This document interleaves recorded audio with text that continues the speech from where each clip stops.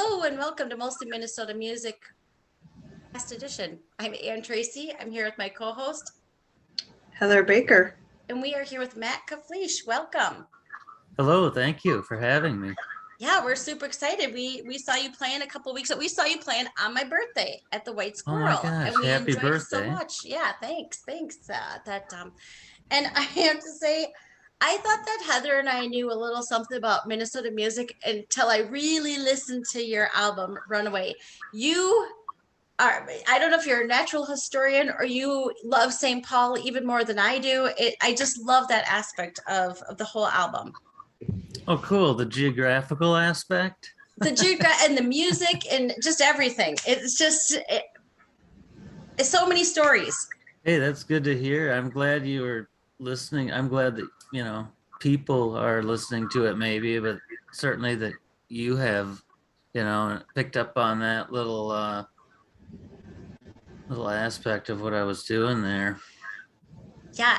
But I think I'm tempted to start right off with I'm in the city now, but I'm going to step back and say, just tell us a little bit about you because you've been around for a while. We have talked to many people who are originally from Eau Claire, and you have a connection there. Let us know about you. Yeah, I'm from there, but I left when I was 20 years old and transferred over to University of Minnesota from my University of Wisconsin Eau Claire undergraduate studies. And so I've been up here in Twin Cities longer than my 20 years in Eau Claire. So the balances are starting to tip a little bit, but I still do like the Green Bay Packers. Uh-oh. There. I was going to say you might have made enemies with Ann's family because they're sports people. Okay. They're sports people, yes. Okay. That's okay, though. We won't tell them. When I want to annoy my brother-in-law, I send him a Vikings jersey for one of his kids. And when I really want to annoy him, I send a Packers because he's a Bears guy. Okay, yeah. So right away, the interview has gone on to a Green Bay Packer bent, which is kind of in keeping with me. So maybe we're getting to the essence. We could, but I better say, if this requires any real knowledge of football, Heather and I are going to have to tap out real soon. Yeah. Nope. Yeah, it's mostly a cultural phenomenon. You know what I mean? For me anyways, I guess I like watching some football games on TV if it's the Green Bay Packers. Just I don't really know why, but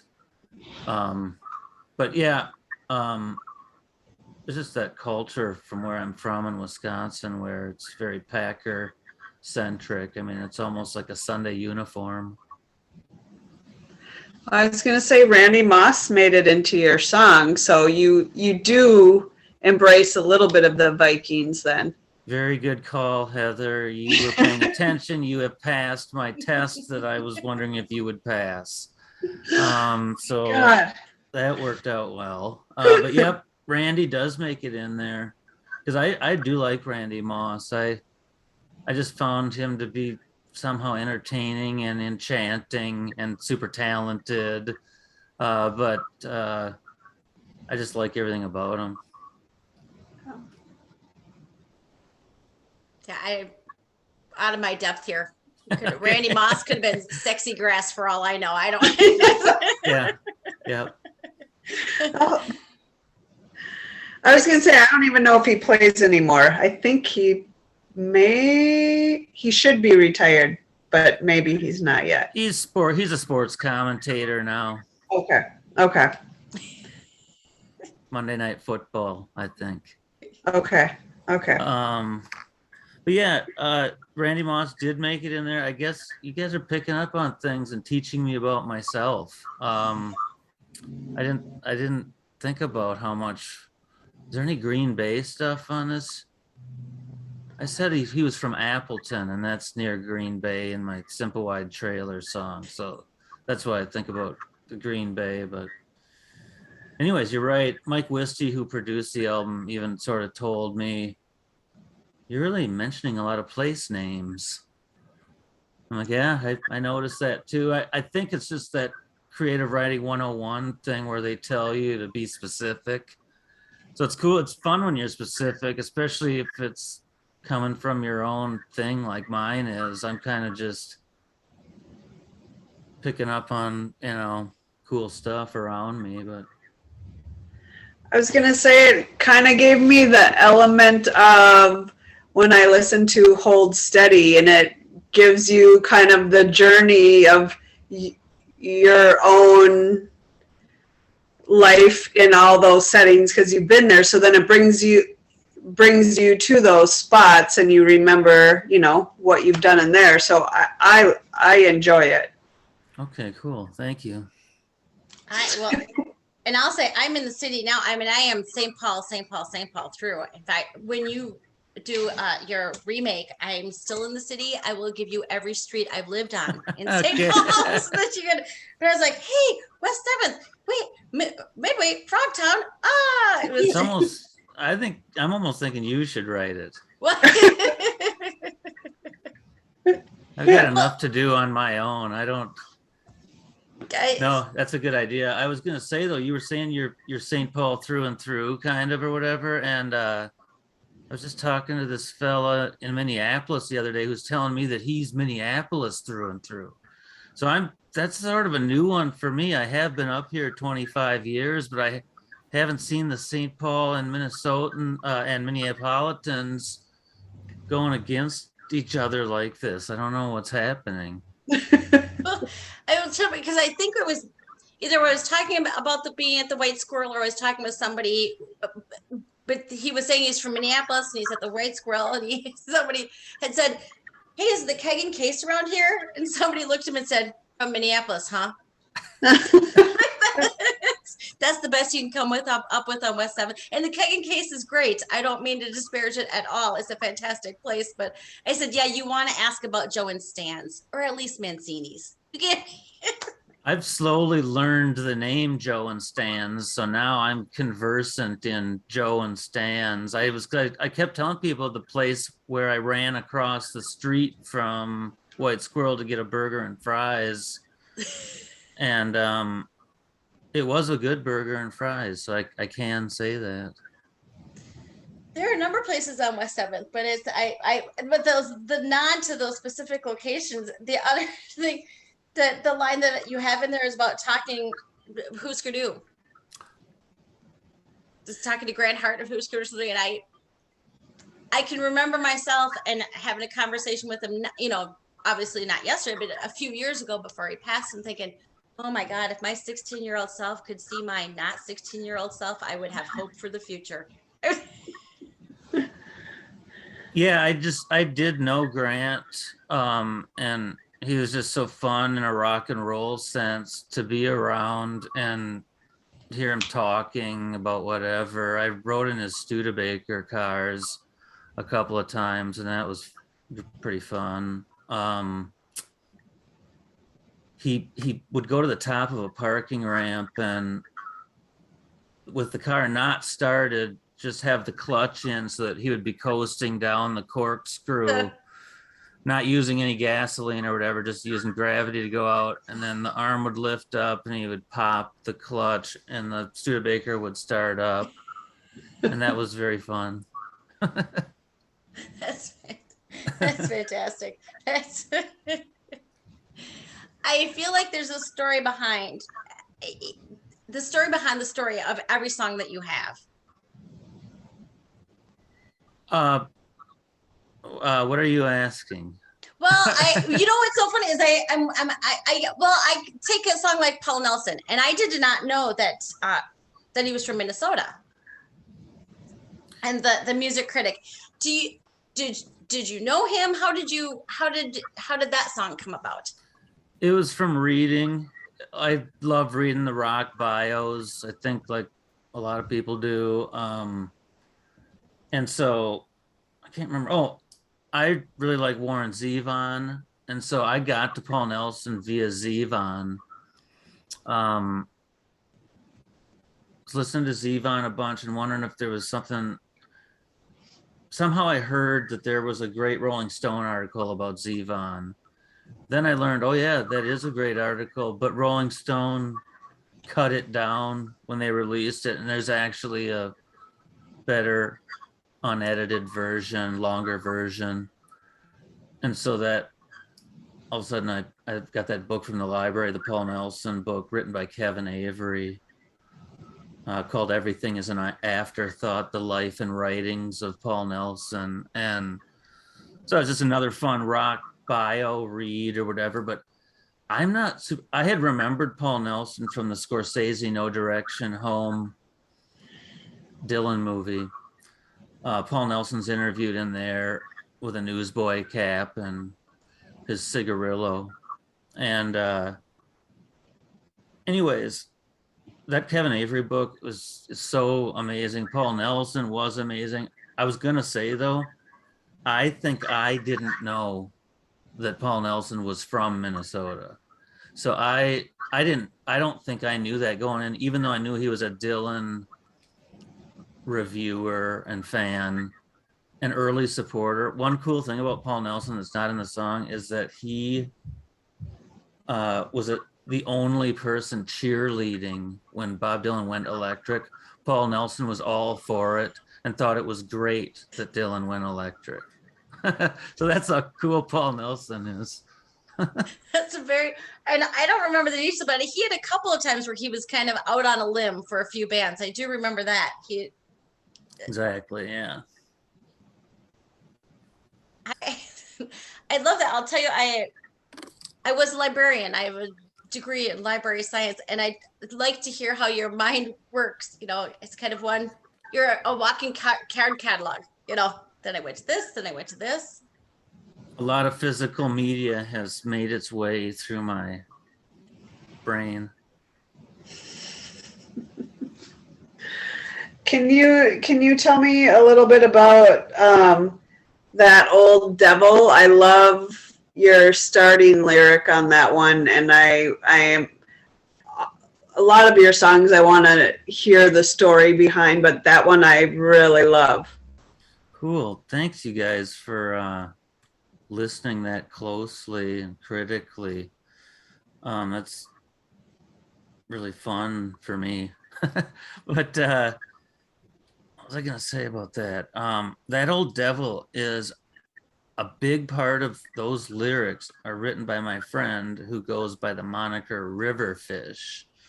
And two of the songs on my record are Riverfish inspired.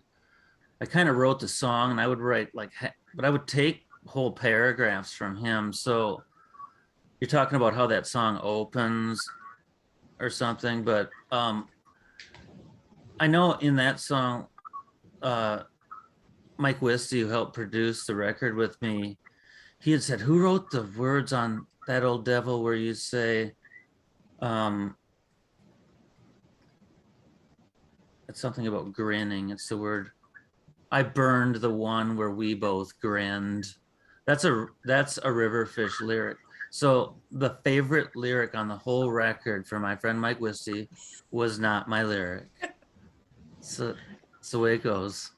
Well, okay. Who did hang on, where did I write it? It was something like, I'd rather dream than wake up dead. Yeah. Is that you? That's not me. It's Riverfish writing that. If the words won't change the ones we said, then I'd rather dream and wake up dead. Alone again in the biggest bed. I changed some words in that, but not a lot. But that is actually Riverfish. I got to give him credit where credit's due. Well, you work together, but it is, I mean, I do like all the Minnesota reference and the placements that you put us, and that one just stuck out. I was like, woo. It just caught my attention, and it was still, it wasn't deep dark, but I was like, it's a little different tone in there, so that makes sense. It totally makes sense, and that is a lot of his style. He's got a lot of different styles that he does, but It's weird. There's that tradition of rock lyricists that sometimes work with songwriters that are in weird ways, like Robert Hunter writing lyrics for the Grateful Dead, or just other kind of people that are like that. And it's funny. It happens pretty organically. Riverfish, a West Central Wisconsin legend. Did you strong arm him for some of the lyrics, or you guys go back and he Yeah, he's such a good buddy for years, for 30 years or something. And he's written with other bands and stuff too. My friend Shane, who's in the Hard Luck Country Club band in LA that I'm kind of a honorary member of. And Riverfish, Shane and I are like this trio of fellas that have worked on each other's stuff a little bit before, but yeah, he's fine with me taking his stuff and using a cut and paste method and melding it with my own thing. So I just like take advantage of it a couple times. feel like that's fair. So am I right when I say that you rewrote the lyrics for most of this album? Okay, explain this. Yeah, like I secretly have like a version A of this record or whatever, where all the songs are like a lot different lyrically. The music is exactly the same, but I just would listen in my car and go, it's not good enough. You got to make that way more interesting. Please try to be great, Matt, if you can, buddy. Come on, bud. But so a whole lot of it is rewrite. And I learned like, I sort of started thinking to myself, like maybe J.D. Salinger and Jack Kerouac and other people who I read their books, I bet those guys rewrote a ton. I think great writers, Bob Dylan, I have a feeling really edits his stuff. I mean, probably a lot of it comes out great for him first try, but anyways, I like learned a little bit of something there. Like, oh my God, I made it 10 times. Mike Wisty said on one of the songs we redid, he's like, well, you went from worst to first on that one. I love that. Gotta fit that into the next song. Yeah. So like I knew what he meant too, because we just it's funny how a little change you might be able to make it a really rocking song way better than a boring song that it was going to be. So boring that it didn't take us on the journey, or like yeah it didn't grab you somehow. Like every record is supposed to be a polished little poem or something. It's supposed to be as great as it can be. It doesn't want to be halfway great, and it's just a striving. Let's try to strive way high so that we might come out with lightning in a bottle, so just that sort of philosophy, I guess. you're taking. Oh, go ahead, Ann. This is when I miss us being in an actual studio, because then we might have to try to talk you into playing some of the older versions of it. Yeah, I was listening to them just the other day, and it's just good that we have what we have, because like the other stuff wasn't quite as, it wasn't there. It was 75% there, but it needed like a little finishing touches. And luckily, working with Mike Wisty, he sort of taught me to see that a little bit more. It's mostly me, but he deserves a bunch of credit for kind of being a cool sounding board in the studio. And like he would say, like, there is something that he did on the record. He's on I'm in the city now. And one time I'm at the bar at the Joint in Eau Claire in the song, and I say I'm off to the city now because I'm gonna drive over from Eau Claire to. I like that we did off to the city instead of I'm in the city. So anyway, it's like one word change, but it means a lot, Will you hold some of those lyrics and that you didn't use and possibly be able to cut and paste them into something other instrumentals where you feel like they would pair up better? It's possible. I might just remember it in my mind, you know, from previous years, like a totally great idea that hasn't been put to use yet, but in a weird way, pretty much moving on. Like, I mean, I do have like a whole bunch of post-it notes and stuff with some ideas on it, but it's kind of cool to just move forward and Yeah. just like make it. It's a lot more fun to like make it brand new, but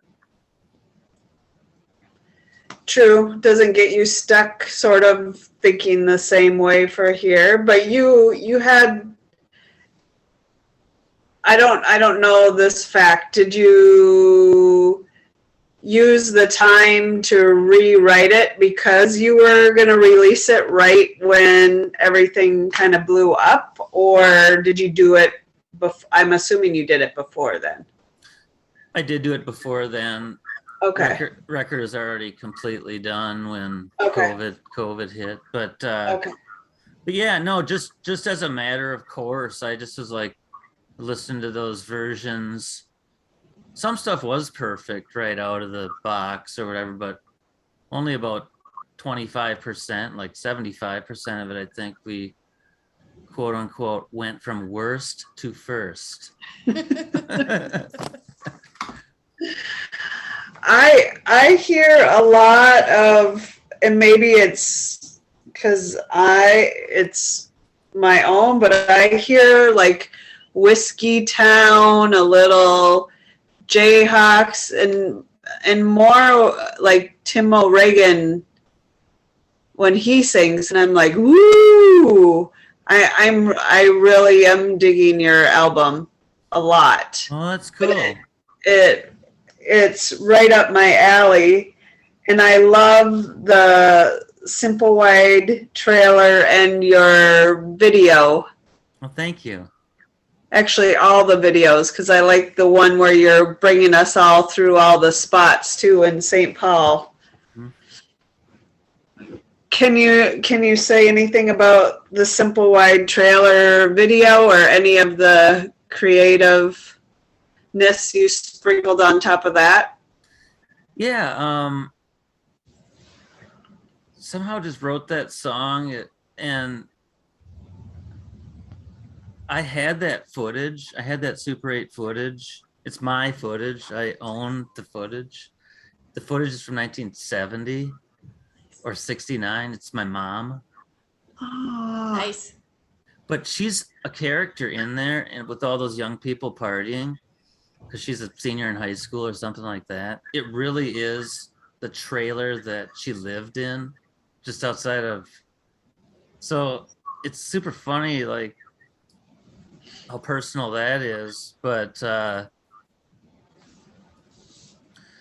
Philip Harder and Otto Harder, I had the idea to do it. They like executed it with their great editing that I don't know how to do or don't really do it for my own music. But anyways, those guys made that video really cool and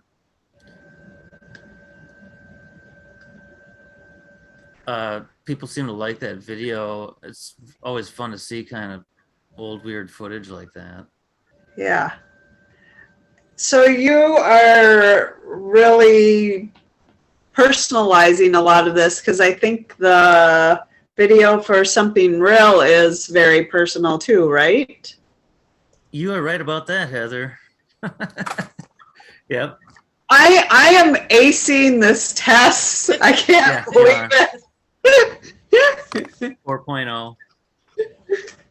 Only time. Mhm. Only time. I think what you do so well is you capture snippets of specific times in specific people's lives, but whether I've ever lived in a and I've never lived in a trailer, but I can picture exactly what it's like. It reminds me of something in my own. The song that she's not here for you.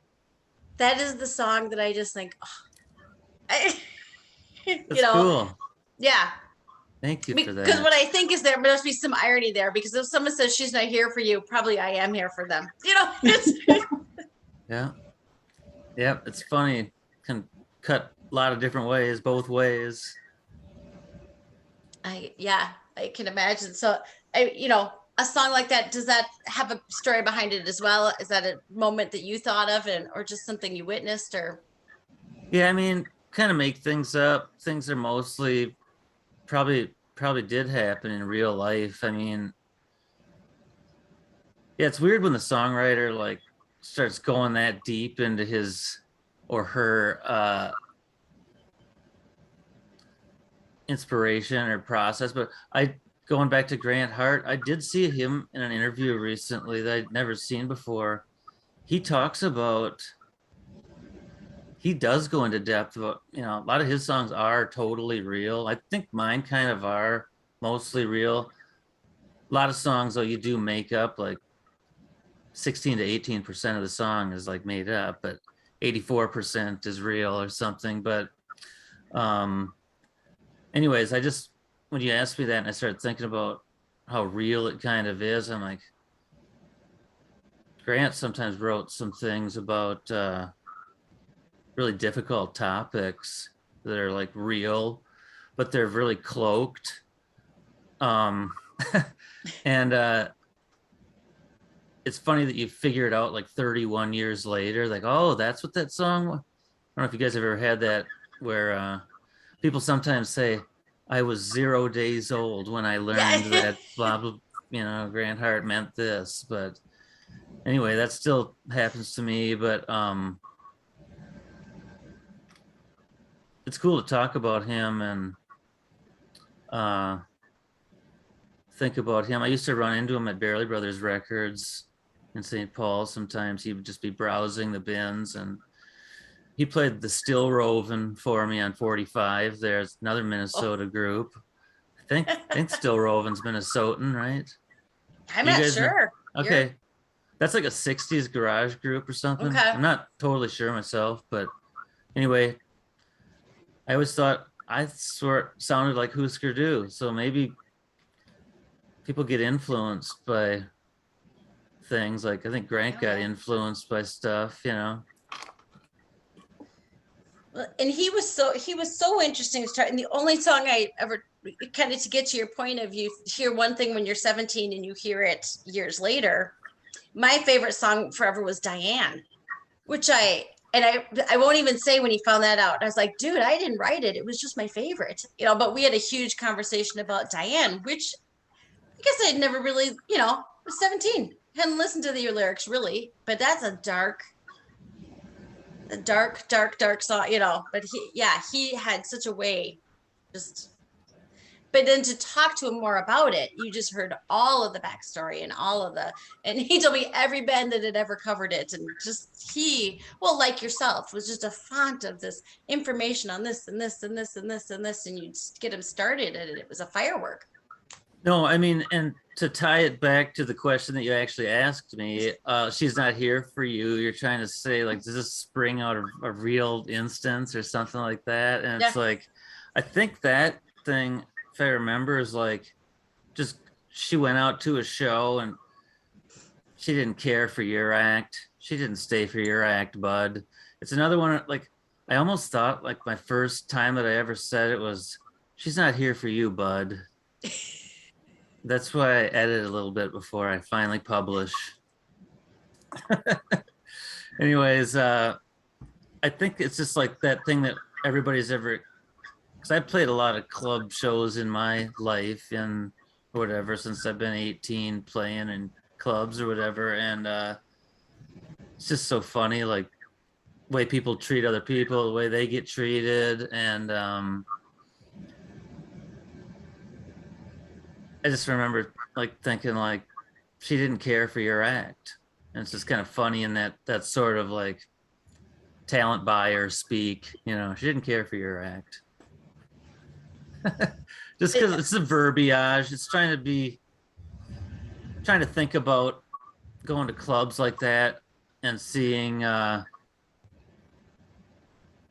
people move about, shuffle about, and like it is funny too when somebody doesn't like somebody's, but it's somebody else's band or something. They didn't stay for you. You know, she wasn't here. They didn't stay for you, man. Sorry about that. They love my act, but they didn't stay for you. They I didn't don't stay know for you. why. I It's don't know. well, and I love it because I've never been on stage. I don't play music. I don't, so I know it so much from the flip side of the coin. Yeah, I mean, I can't believe that you guys are a dynamic duo that does these interviews with people. You've been doing it for a long time, haven't you? A few years, a That's a few long years. time, I Yeah, think. But we had a radio show at McAllister, and then okay, they closed because of COVID. And then we kind of went to this longer form Zoom. So we've been doing these really since the pandemic. Otherwise, we'd have people in and talk to them for, 10, 15 minutes, maybe. yeah, I see kind of all the episodes that you guys have up on the web and stuff. I was like, wow, this is I knew it was like about 3 years or something going back that you guys do this, but luckily you're in the land of 10,000 bands. It's amazing. It's a renewable resource. It's been fantastic. It's A so much fun to renewable hear. resource. Yeah, That's yeah. But funny. That's good. It's about feel like right. you It's can a always write a natural new song. resource. You can always write a new song. Yeah, Totally can. yeah. It's been fantastic to get to hear the backstories about the stories of the songs and to hear it helps us appreciate it more to a whole new depth. Yeah, it's so cool that you guys even found out about who I was and came to White Squirrel and stuff. It happened maybe sort of organically. That's It really was a neat. birthday present from the universe there, I told Anne. It's so cool. That's great. Do you like that new White Squirrel bar? I just think it looks nice inside of it. It's small. It's 50 people, but I just liked it right when I walked in, like week before I played or something. I'm like, this is kind of neat in here. Hmm. It's gorgeous, and I mean, especially for West Seventh, it's so new. Mhm. I mean, that's otherwise, both so many of the bars that the dust on the walls is older than me.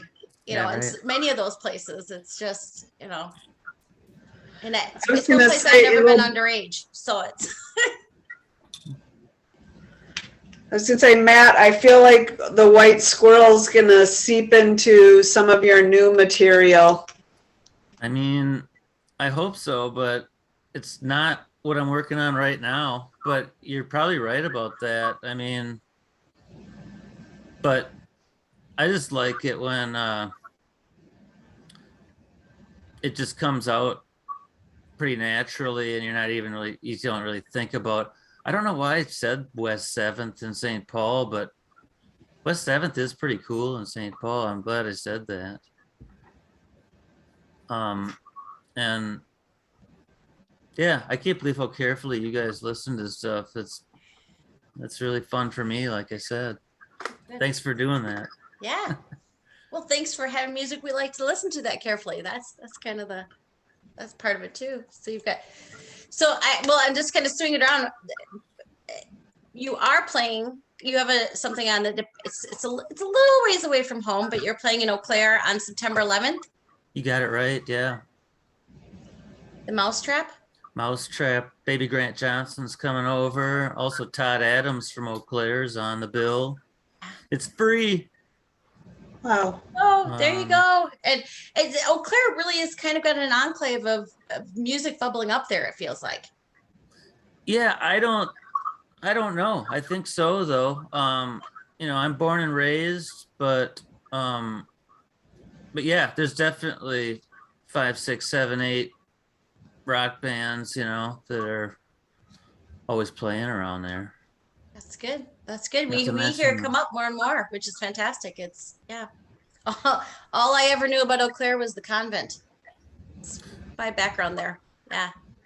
Eau Claire's beautiful, is what it is. Yeah. Like it's naturally beautiful.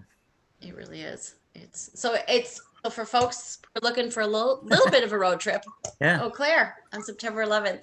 All right. Thank you. Yeah, I will include this in the notes, but for folks who are just listening, can you tell folks where to find you online? I have a website. It's mattcaflisch.com. I'm on Facebook and Instagram, Matt Caflisch. So I'm just the same everywhere. Like sometimes it's all one word and stuff, but I guess my name is kind of hard to spell. I was gonna say you might Matt. spell that, yeah. Yeah. Matt, M-A-T-T, Caflisch, C-A-F-L-I-S-C-H. I heard my mom do that on the phone when I was growing up to people, Maybe we should have changed our name to something, but No, it's a great name. It's a great name. But if you have a name that everyone in my family will spell the last name very specifically. yeah. You want people to spell it right, and you have an unusual name, an unusual spelling or a unusual name. So, Matt Caflisch, thank Yes. you, Thank you. thank you for spending time with us. Thank you so much. All right. Thanks, Matt. Yeah.